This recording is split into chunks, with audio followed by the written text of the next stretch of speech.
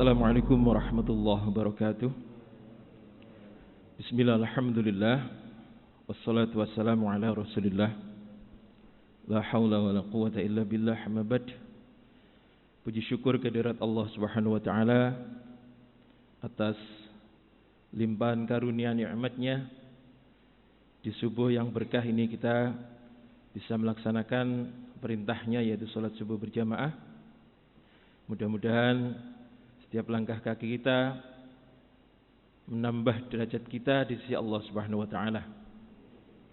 Salawat serta salam mari kita selalu aturkan kepada junjungan kita Nabi besar Muhammad sallallahu alaihi wasallam. Semoga kita selalu mendapat syafaat beliau hingga yaumul akhir nanti.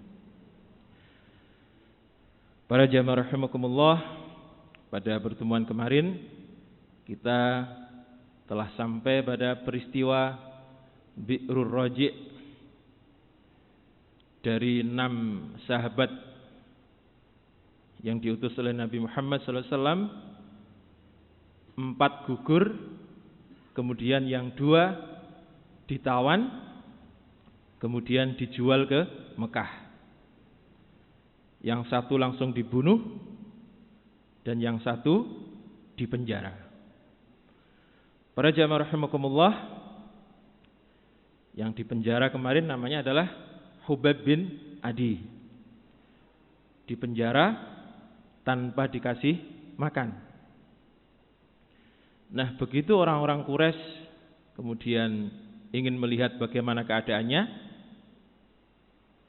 apa sudah meninggal, apa masih lemes, ternyata Allah menunjukkan karomah daripada Hubab bin Adi ini, yaitu berupa ketersediaan buah anggur. Padahal waktu itu musim dingin. Buah anggur itu kalau berbuah biasanya waktu musim panas. Para jamaah rahimakumullah, maka orang-orang Quraisy kemudian heran, kemudian bertanya kepada Hubab bin Adi ini, dari mana kau dapatkan buah-buahan ini? Maka kata beliau, bukankah Allah menjamin menanggung rizki di setiap hambanya? Hubab ini kemudian disiksa. Setelah disiksa, ditanya, wahai Hubab, relakah kamu seandainya yang menggantikanmu di sini adalah Muhammad, sementara engkau bisa pulang dengan aman ke rumahmu?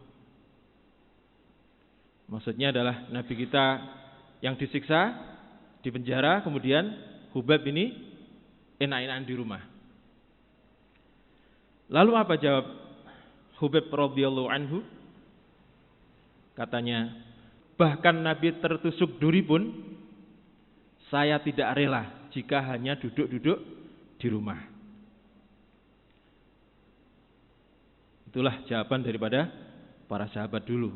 Begitu luar biasanya cintanya kepada Nabi kita Muhammad SAW, sehingga Sayyidina Hubab ini mengatakan, bahkan saya tidak rela duduk-duduk di rumah sementara Nabi tertusuk duri.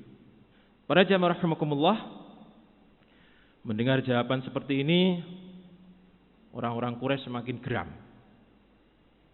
semakin dongkol, maka segera bersiap-siap untuk membunuh Sayyidina Hubab ini. Nah, sebelum dibunuh, apa permintaan terakhirmu, wahai Hubab? Maka Hubab menjawab, biarkan saya sholat 2 rakaat. Maka beliau kemudian sholat 2 rakaat dengan sholat yang sangat baik.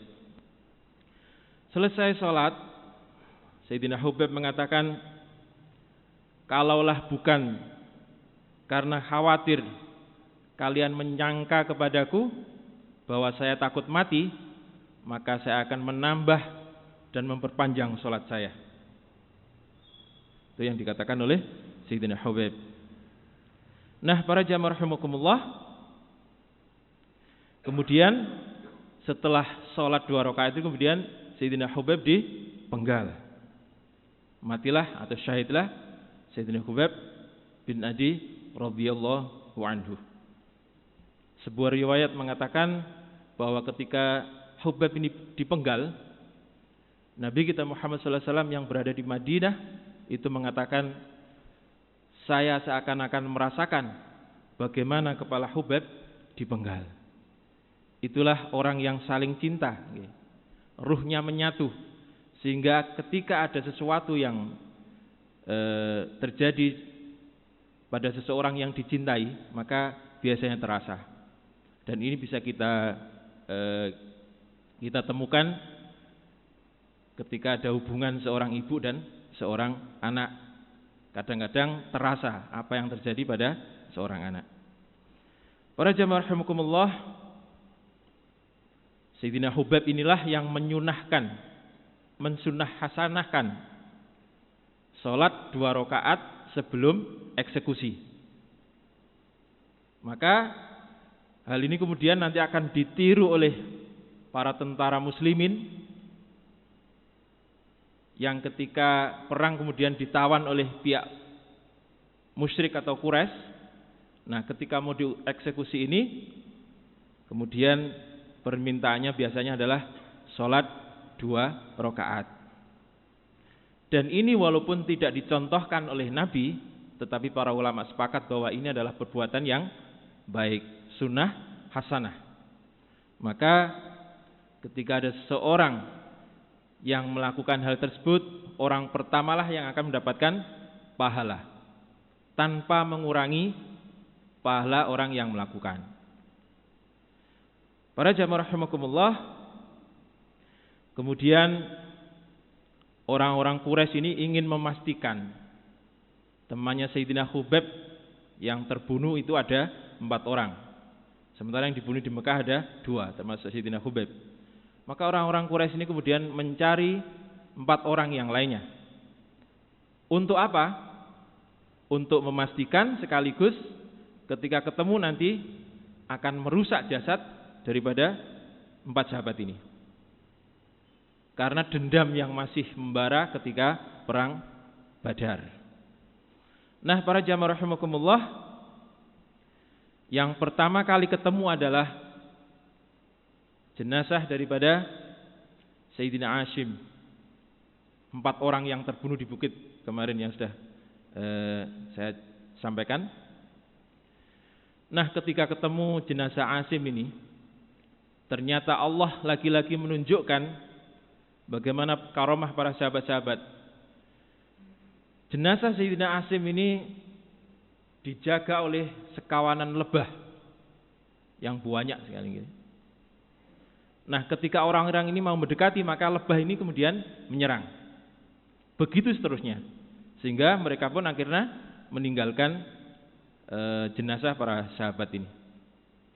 Hingga nanti ditemukan oleh kaum muslimin dalam keadaan yang masih utuh dan masih mengeluarkan darah beberapa hari berikutnya. Jangankan cuman beberapa hari. Pada tahun 2013 itu pernah terjadi banjir yang melanda daerah Uhud. Daerah Uhud yang di situ ada pemakaman para syuhada perang Uhud. Nah, banjir ini kemudian menghanyutkan sebagian tanah daripada kuburan para sahabat. Maka tampaklah beberapa jenazah daripada para sahabat dengan darah yang masih merembes. Tahun pinten Pak Bau? 2013. Sudah berapa tahun? 1400-500-an.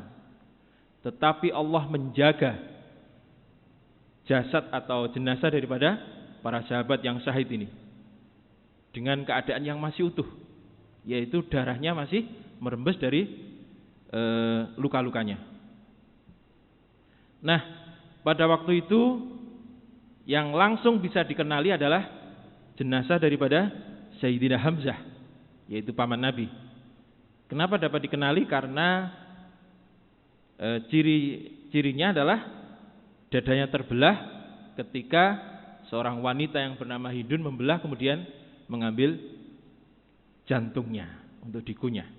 Maka orang-orang segera mengenali bahwa itu adalah jenazah daripada paman Nabi Sayyidina Hamzah.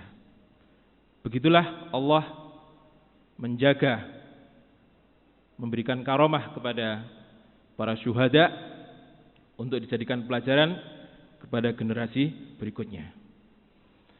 Para jamaah rahimakumullah, di bulan yang sama setelah peristiwa Bi'rur Raji' ini, yaitu tetap di bulan Safar tahun keempat Hijriah, ada peristiwa lagi yang tidak kalah memilukan yang dikenal dengan peristiwa atau tragedi Bi'rul Ma'unah. Jadi ada seorang tokoh namanya Abu Bara Amir bin Malik dari Najd. Najd itu daerah sekitar Riyadh, yaitu ibu kota Arab Saudi yang sekarang. Abu Bara ini menghadap kepada Nabi kita Muhammad sallallahu alaihi wasallam dan menyampaikan, "Wahai Rasulullah, sungguh andaikan engkau berkenan mengirim kepada penduduk Najd sahabat-sahabatmu untuk mendakwahkan Islam, maka niscaya mereka akan menerimanya." Mendengar permintaan ini, Nabi tentu gembira. Ini adalah prospek dakwah yang menjanjikan. Namun beliau juga khawatir, sebab baru saja kejadian Bi'rur Raji'. Lalu beliau mengatakan, "Aku khawatir atas keselamatan sahabat-sahabatku di tengah-tengah penduduk Najd yang mereka itu antar satu dengan yang lainnya saling bermusuhan. Sementara saya sulit menebak keberpihakan mereka, berpihak kepada kami atau kepada musuh kami." Maka kemudian Abu Bara ini meyakinkan kepada Nabi dengan mengatakan, "Saya penjamin keselamatan dan keamanan semua sahabat-sahabat yang engkau kirim, wahai Rasulullah." Dan ini dilakukan, dikatakan bolak-balik. Maka kemudian Nabi menjadi percaya, yakin, kemudian diutuslah tim yang terdiri dari 70 para sahabat, yang semuanya adalah ahli Quran, ahli qiraah dan para hafid, para muallim. Itu yang dikirim oleh Nabi Muhammad SAW kepada penduduk Najd. Mereka dipimpin oleh orang yang bernama Al-Mundhir bin Amr dari Bani Sa'idah. Dan Al-Mundhir bin Amr ini sering dipanggil dengan julukan Al-Mu'naq liyamut, yang artinya adalah orang yang kebelet mati. Orang yang kebelet mati. Mati syahid tentunya. Jadi bisa dibayangkan, dipimpin oleh orang yang mempunyai julukan orang yang kebelet mati. Maka berangkatlah 70 orang ini bergerak bersama, dan setiap melewati kabilah atau suku atau bani, atau sekarang ini, kalau sekarang ya kampung, maka mereka tidak lupa untuk berdakwah kepada mereka. Hingga sampai ke sebuah sumber air yang namanya Bi'rul Ma'unah, yang dikelilingi oleh perkampungan Bani Amir, Bani Harrah dan Bani Sulaim. Loh, dari kemarin kok air-air nih? Ya, sebab orang-orang dulu itu kalau membuat perkampungan pasti di dekat sumber air. Kalau ada sumber air, disitulah nanti ada perkampungan. Nah, sumber air itu biasanya dekat dengan jalan. Para jamaah rahimakumullah, setelah sampai di tempat yang namanya Bi'rul Ma'unah tadi, maka diutuslah sahabat yang bernama Haram bin Milhan untuk menyampaikan surat dakwah kepada pemimpin suku Sulaim atau Bani Sulaim, yaitu Amir bin At-Tufail. Nah, ternyata begitu surat diulurkan, langsung dibalas dengan tikaman pisau. Sampai sahabat ini kemudian syahid, terbunuh. Setelah memburu sahabat utusan ini, Amir bin At-Tufail ini kemudian mengajak Bani Sulaim, Bani Usayyah, Bani Ri'il, dan Bani Da'kwan, banyak berarti.